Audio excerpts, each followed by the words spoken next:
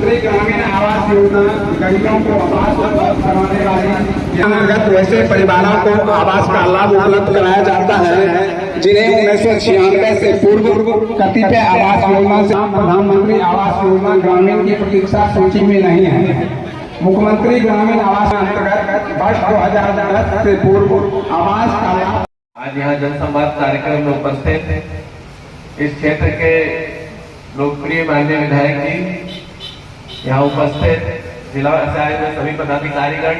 उपस्थित, बखरी प्रखंड के सभी जनप्रतिनिधिगण, खासतौर से इस पंचायत के मुखिया जी, यहाँ उपस्थित सभी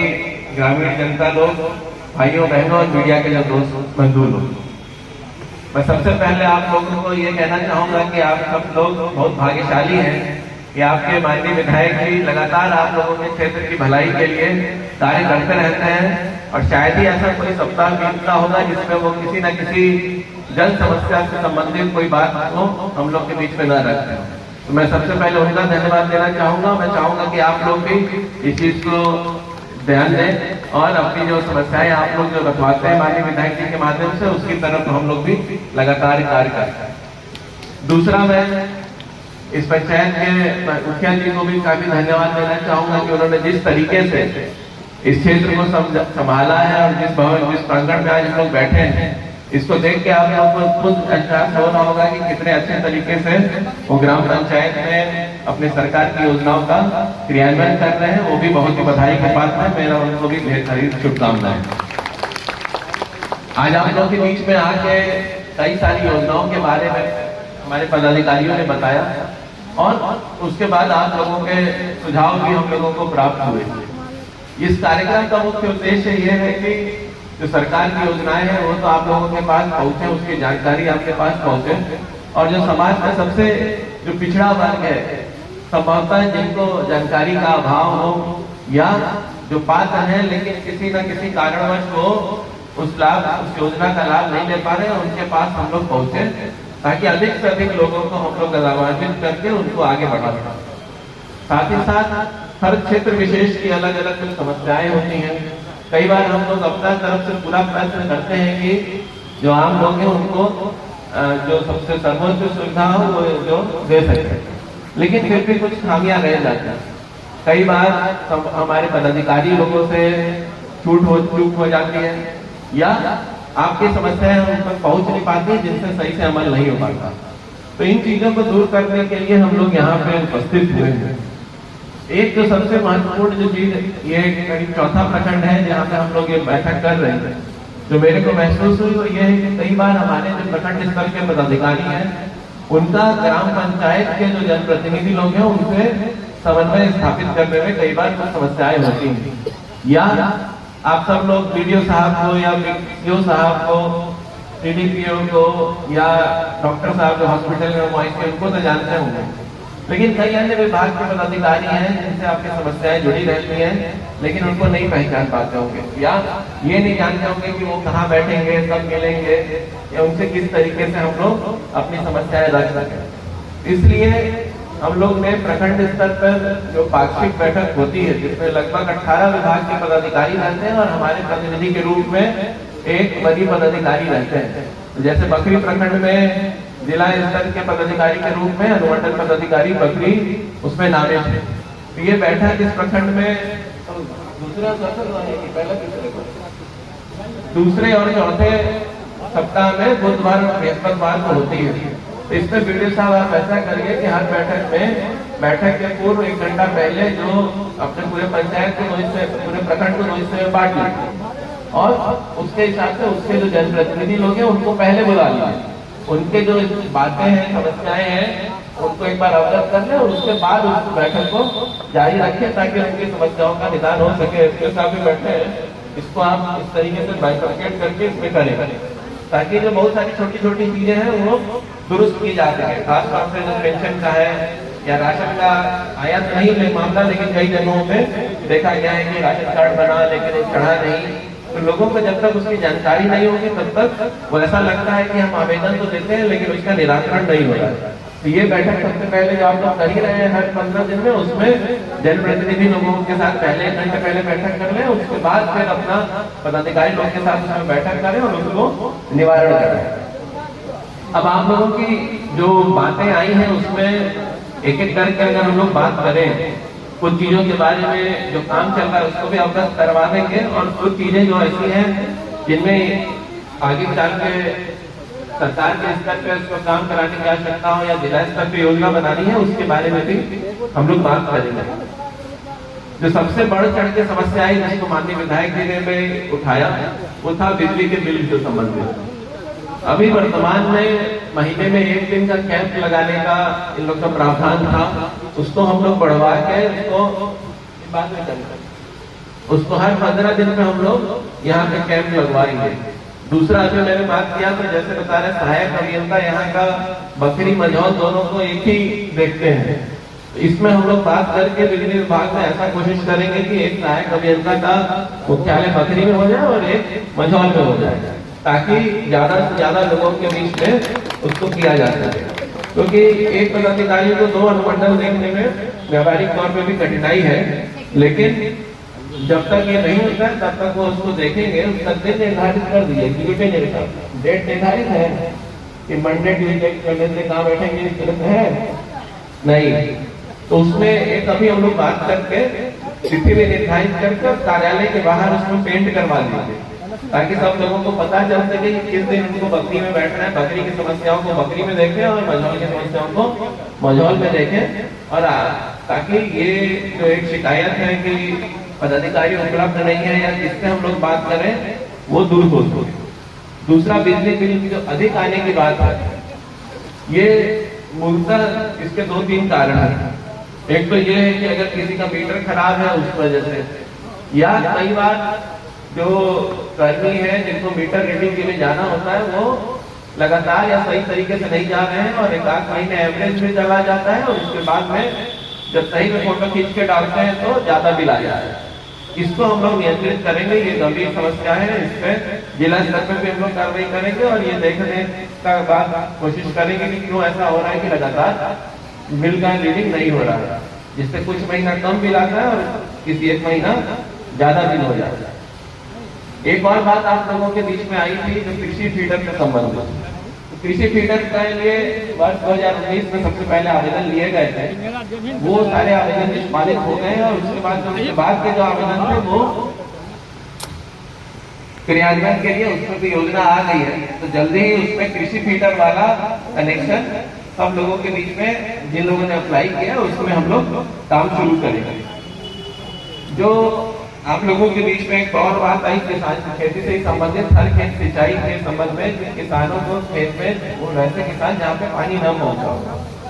इसमें भी हमारे उप विकास आयुक्त महोदय के अध्यक्षता में इसमें बैठक है और इसका प्लान भी करीब तैयार हो गए और ये आगे आने वाले समय में साल भर में आप लोगों को इसमें दिखेगा कि जो भी चिन्हित जो सर्वे हुए थे उसमें अधिकतर लोगों के खेत में हम लोग पानी इसको पहुंचवा देंगे, इसमें आप लोग आश्वस्त रहेंगे। कबीर एंड के मामले में माननीय विधायक जी से अभी बात भी हुई थी, उन्होंने भी इस बात को रखा कि जो नई व्यवस्था है उसमें दिक्कत है और माननीय विधायक जी का भी मैं शुक्रगुजार रहूंगा कि उन्होंने आश्वस्त किया, वो भी अपने स्तर से इसको उठाएंगे सदन में और हम लोग भी इस मामले को सर्वोच्च स्तर तक इसमें भेजेंगे। बाजार में जो जांच की समस्या है, जो प्रखंड का जो आपको प्रखंड कार्यालय जाने में पूरा बाजार पास करना होता है, इसमें मुझे जितनी जानकारी है मैं एक बार पता कर भी लूंगा जाकर कि इसमें बकरी बाजार में बाईपास निर्माण का काम के लिए प्रस्ताव हुआ था, जो कि सरकार का जो आप 7 निश्चय आप लोग जानते हैं, पहले 7 निश्चय भाग 1 था और उसके बाद 7 निश्चय भाग 2 आया, जिसमें कि शहरी क्षेत्रों में बाईपास निर्माण एक प्राथमिकता का काम है। तो उसमें बकरी अनुमंडल के लिए बाईपास का निर्माण का काम सूची में है, उसकी प्रगति को और अच्छे से करने के लिए संभवतः उसमें कुछ गुआर्जन की बात आ रही है, उसको हम लोग सुनिश्चित करेंगे ताकि जो प्रखंड कार्यालय अगर आप लोगों के अनुमंडल कार्यालय जाना हो और उसमें जो बाजार में जाम की वजह से दिक्कत है उसको दूर किया जाए।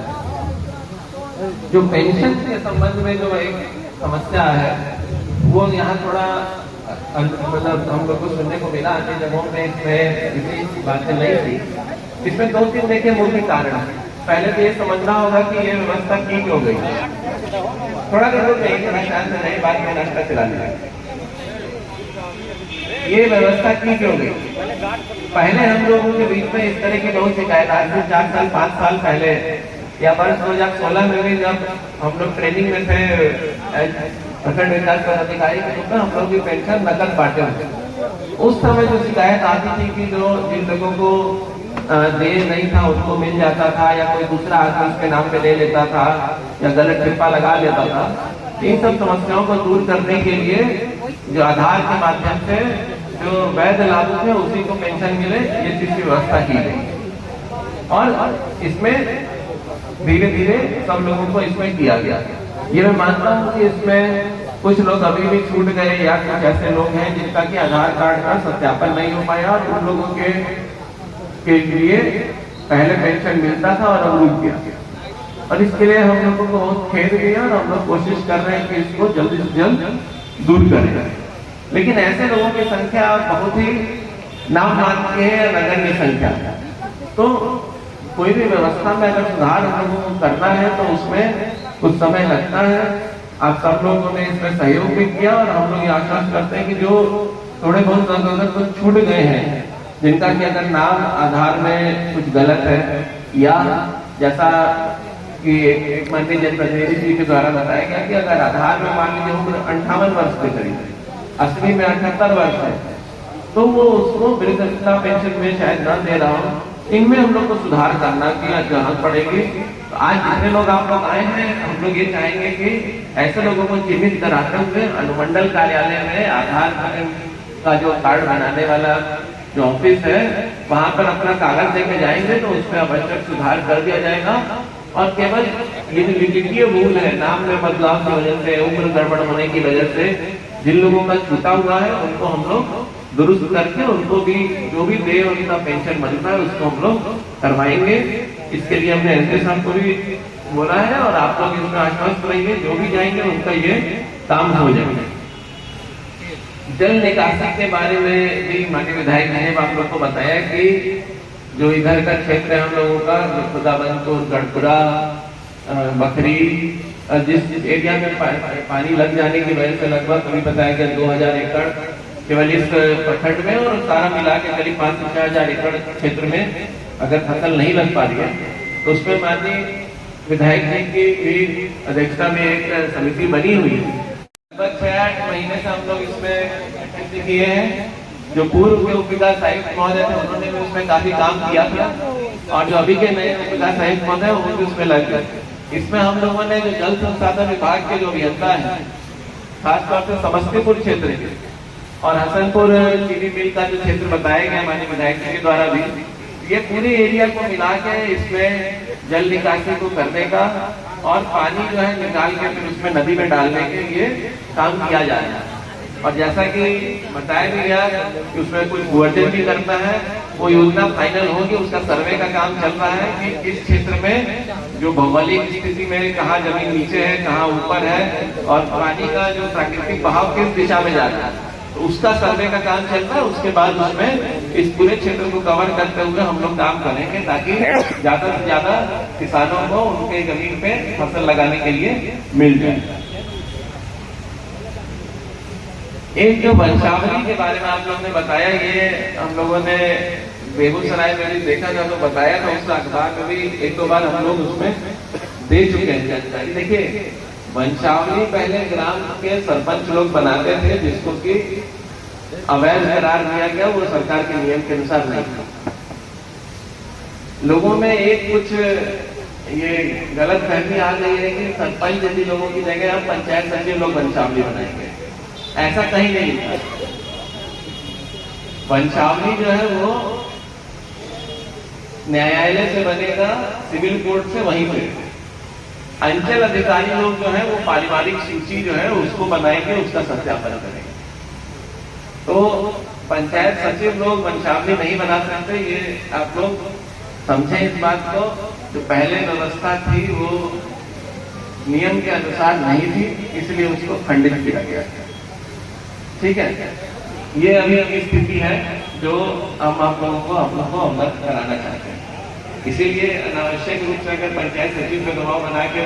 कहेंगे, वो अगर बना भी देते हैं तो उसका कोई लीगल साइंटिफिक नहीं, वो वैध नहीं मानते।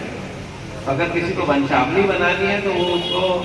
जो सिविल कोर्ट है वहीं से उसमें बनेगा। पारिवारिक सूची जो है वो अंचल कार्यालय से बनेगी। एक चीज है कि ये सभी पंचायत सचिव लोगों को अपने क्षेत्र में जो लोग हैं उनका एक रजिस्टर बना के रखना है कि कौन किस परिवार से है, क्या चीजें हैं, लेकिन वो उसके आधार पर वंशावली नहीं निर्मित कर सकते। ये जो प्रावधान है उसके अनुसार यही लीगल चीज है, विधिक चीज। आवास के लाभ में या एक जमीन की बात हुई परिचार के संबंध में, उसमें अभी कुछ दिनों पहले भी जो वैध लाभुक थे कुछ उनको हम लोगों ने पर्चे दिए थे और अन्य की भी तैयारी हो रही है। खासतौर से जो अम्बेडकर छात्रावास में जो बताया गया माननीय विधायक जी के द्वारा, उसमें भी प्राथमिक सर्वे कर लिया गया है। इसमें एसपी साहब, आप लोग और जितेरा साहब, आप लोग जितने भी इस तरह के अन्य लाभुक भी हैं, क्योंकि हम लोग जो कागज में भी मिले हैं, लोगों ने अपने सुझाव दिए, उसमें भी कई लोगों का जमीन के पर्चा से संबंधित मामला है, तो उसको प्राथमिकता के तौर पर ले लें और उसको मासिक रूप में जितने बनते जाते हैं उसका निर्माण करते हुए जनप्रतिनिधि लोगों को सहभागिता लेते हुए उसको करवाएंगे, क्योंकि कई दिनों से ये लंबित है, उसको हम लोगों को करवाना चाहिए ताकि ज्यादा से ज्यादा लोग इसमें जा सकें। एक आंगनबाड़ी केंद्र के बारे में बात निकल के आई थी कि भवन बने हुए हैं लेकिन उसमें चल नहीं रहा है, तो डीपीओ ICDS आए नहीं है मैडम, एक बार आप आदि चेक कर लीजिए ऐसा कहाँ है कि जहाँ अगर भवन बना है और प्राइवेट में चल रहा है और उसको तुरंत उसको दुरुस्त करवाइए, क्योंकि हम लोगों ने ये निर्देश दिया है कि जो भवनहीन है उन लोगों को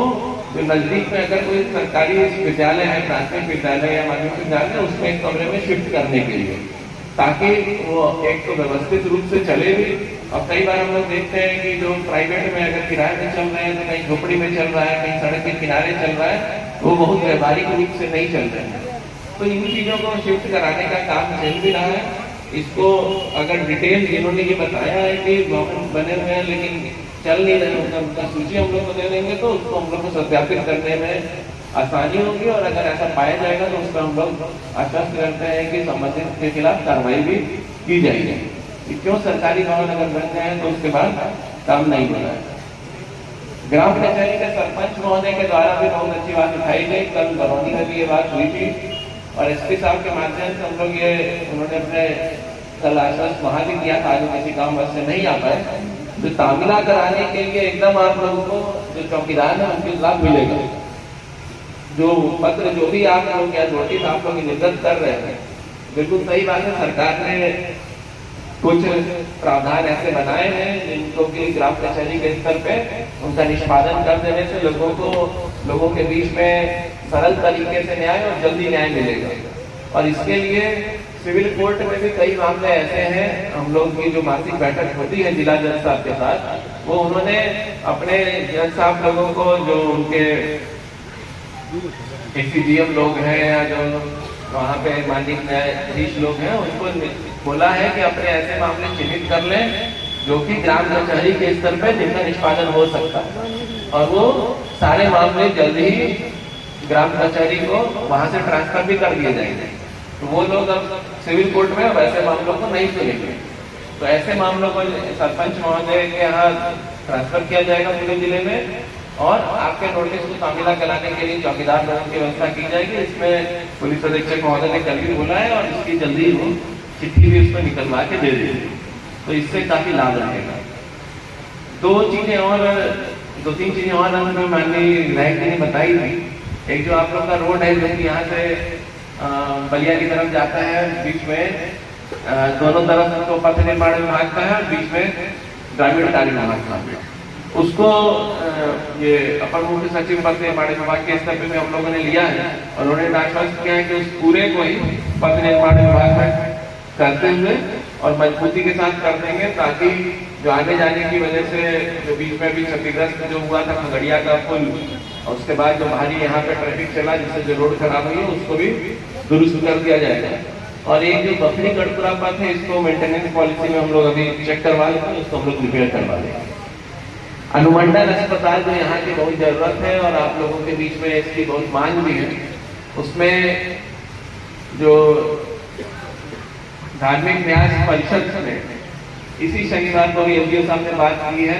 जो महंत जी वहाँ पे आए थे उन्होंने सर्वे करके अपना देख भी लिया है। इस शनिवार को वहाँ बैठक है, तो वो जल्द जैसे ही वहाँ से इस बैठक को लोग अप्रूव कर देंगे। इसका टेंडर और सब हो चुका है और ये जमीन आप लोग सब लोगों की मदद से मिली है, तो अनुमंडल अस्पताल बद्री में जरूर बन जाएगा। इसमें आप लोग आश्वस्त रहें और यहाँ की जो सुविधा है वो और हम लोग उसको उच्च स्तर पे करेंगे। और ये भी सुनिश्चित किया गया है कि जो एएनएम कॉलेज है उसके बगल में ही अस्पताल बने, ताकि जो लोग ट्रेनिंग ले रहे हैं उनको भी आसानी से वहीं पास में ही उनका ट्रेनिंग भी हो जाएगा और अस्पताल में देख रेख भी उसको अच्छे से कर सकते हैं।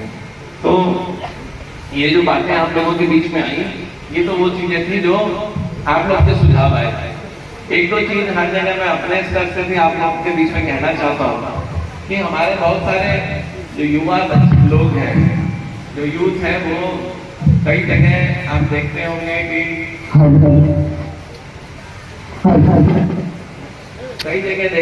कि वो लोग